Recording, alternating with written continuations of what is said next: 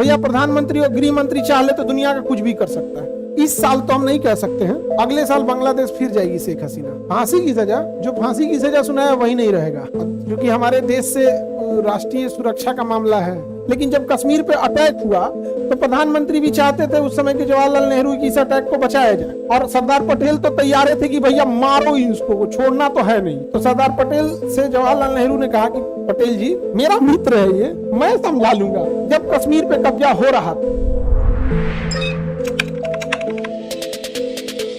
अभी बांग्लादेश में देख रहे थे ना, शेख हसीना को हटा के भारत लाया गया यहाँ पर।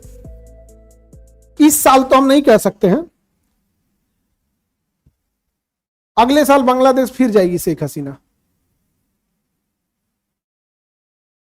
2027 में वापस बांग्लादेश में जाएंगी शेख हसीना।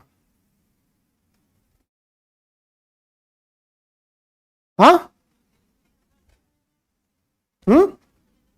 फांसी की सजा, जो फांसी की सजा सुनाया वही नहीं रहेगा।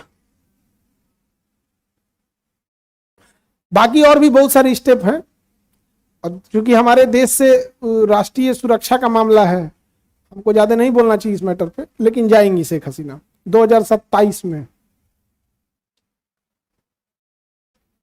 समझ आ गया?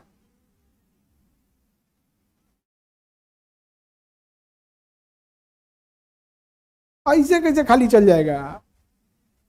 बस उसके बाद आगे नहीं बोलना चाहिए, क्योंकि अगर आपको कुछ चीजें पता भी रहती हैं लेकिन राष्ट्रीय सुरक्षा से रहता है तो उतने लेवल पे रखिए जितना कि प्रभाव ना पड़े। समझ में आया कि नहीं आ गया? अरे हम लोग हाथ पे हाथ रख के थोड़े बैठे हैं। हम चाइना जाते हैं, जाना चाहते हैं, कितने दिन में वीजा मिल जाएगा? हमारा तो रिजेक्ट कर दिया था, चाइना मेरा रिजेक्ट कर दिया था। हाँ, कहता है चाइना खाली बुराई करता है, रिजेक्ट कर दिया था। अब पाकिस्तान के लिए अगर हम वीजा अप्लाई किए तो बुला के मरबो करेगा वो। कहेगा आओ आओ वीजा दे रहे, आओ आओ दूतावास में आओ, बड़ी मार मारेगा। कहेगा कि अबे दूरे से इतना गरियाता ही आदमी, चल गया पाकिस्तान में तो कितना गरियाएगा। आज जो हमारा पाकिस्तान का वीजा दिया, पाकिस्तान वाला ओकरा सस्पेंड कर देगा। 150 करोड़ आदमी में कोनो दूसरा नहीं मिला था, दे दिया वीजा उठा के, वो पक्का सस्पेंड जाएगा। भैया प्रधानमंत्री और गृह मंत्री चाह ले तो दुनिया का कुछ भी कर सकता है। लेकिन जब कश्मीर पे अटैक हुआ तो प्रधानमंत्री भी चाहते थे उस समय के जवाहरलाल नेहरू की इस अटैक को बचाया जाए, और सरदार पटेल तो तैयार थे कि भैया मारो इसको, छोड़ना तो है नहीं। हरि सिंह का कहना था मैं इसे अलग देश बनाऊंगा, स्विट्जरलैंड ऑफ एशिया।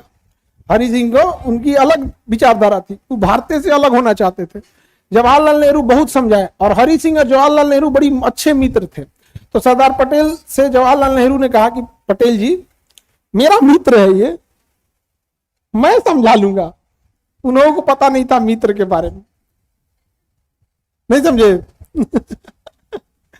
वो खेल कर गया, समझा गया। जब तक आधा कश्मीर क्या हो गया, कब्जा हो गया था, तो यहां थोड़ा सा हो गया। फिर भी आप कभी गौर करके सोच के देखिए, जब कश्मीर पे कब्जा हो रहा था, देश आजाद हो गया 15 अगस्त को, और उसके बाद कश्मीर पे कब्जा होते गया, प्रतिदिन पाकिस्तानी कबायली, जो कबायली मतलब वहां पे जो जंगलों में रहने वाले थे, घुसते जा रहे थे।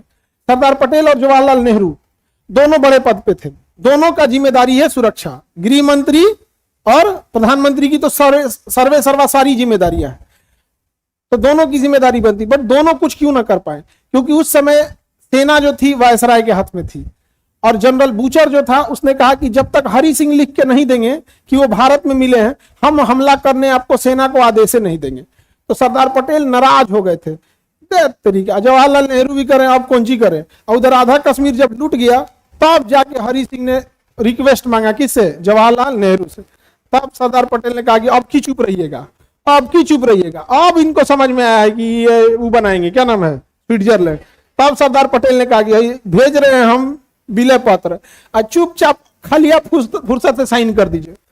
तो उन्होंने कहा कि मैं जवाहरलाल नेहरू से बात कर लूंगा। तो सरदार पटेल ने कहा गृह मंत्री हम हैं, ये साइन होगा तो हमरे से होगा, प्रधानमंत्री से नहीं होगा, और हम कुछ सुनते उनते नहीं हैं। तो हरि सिंह को लगा कि भाई नेहरू रहते तो कुछ सुनबो करते। ये लोहा का आदमी, सरदार पटेल को लौह पुरुष क्यों कहते हैं? उन्होंने अगर ठान लिया तो उनको करना है। उन्होंने कहा कि तुम लूटो, जब तुम भारत में मिलोगे ही नहीं तो हमको तुम्हारे से परवाह क्या है। तब उन्होंने साइन किया, तब जाके मिला।